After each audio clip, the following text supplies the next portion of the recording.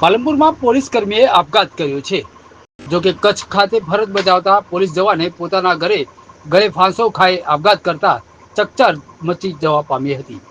જોકે મૃતક જવાન પર 66/2 મુજબ ફરિયાદ થઈ હતી, જે બાદ તેની સુરત ગ્રામ્ય ખાતે બદલી કરી દેવાઈ હતી। જોકે મૃતકના મૃતદેહને પીએમ અર્થે પાલનપુર સિવિલ હોસ્પિટલ ખાતે ખસેડાયો હતો। જોકે વિંદલ રમેશચંદ્ર ચૌહાણ નામના પોલીસ કર્મીએ ઉપલા અધિકારીઓ માનસિક ત્રાસથી જીવન લીલા સંકેલી હોવાના આક્ષેપ કરાયા છે। જોકે આપઘાત બનાવથી પોલીસ બેડામાં હડકંપ મચી જવા પામ્યો છે। મારો બાબુ નામે વિંદલ, જે કચ્છ ભુજ ખાતે મુખ્ય મથક ખાતે પોલીસ ઇન્સ્પેક્ટર નોકરી કરી રહ્યો હતો। આજથી 30 દિવસ પહેલાં એની પર એક 66B એક કેસ કરવામાં આવેલ। એમાં વિકાસ ટુંડા સાહેબ દ્વારા એને માનસિક હેરાન કરી કચ્છ ભુજ ખાતેથી એની બદલી કરી અને સુરત ગ્રામ્યને મોકલી આપ્યો અને સુરત ગ્રામ્યને એને તાત્કાલિક હાજર થવાનો ઓર્ડર આપ્યો। એમાં 1-2 દિવસ ટાઈમ નહીં આપ્યો કે આ 1-2 દિવસ તું પછી જજે। તાત્કાલિક હાજર થવાનો ઓર્ડર આપ્યો। એ સુરત ખાતે હાજર થઈ ગઈ।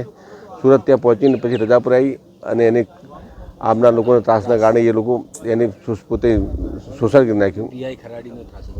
આમાં પીઆઈ ખરાડી સાહેબ એને અને ડૉક્ટર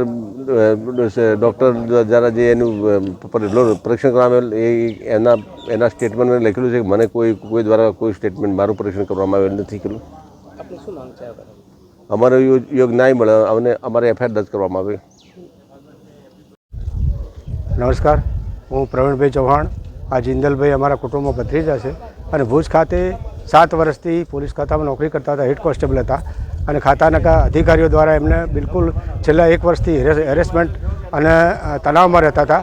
એમની ટ્રાન્સફર પણ એક નાનકડા ગુનામાં સુરત ખાતે કરી અને સુરત હાજર થઈ અને પછી એમને મેન્ટલી હેરેસમેન્ટના કારણે ઘેર આવીને સુસાઇડ કર્યું છે અને એ સુસાઇડ નોટ પણ પ્રાપ્ત થઈ છે, જે અમે પોલીસને વિનંતી કરીએ છીએ કાલના કે અમારી એફઆઈઆર લો।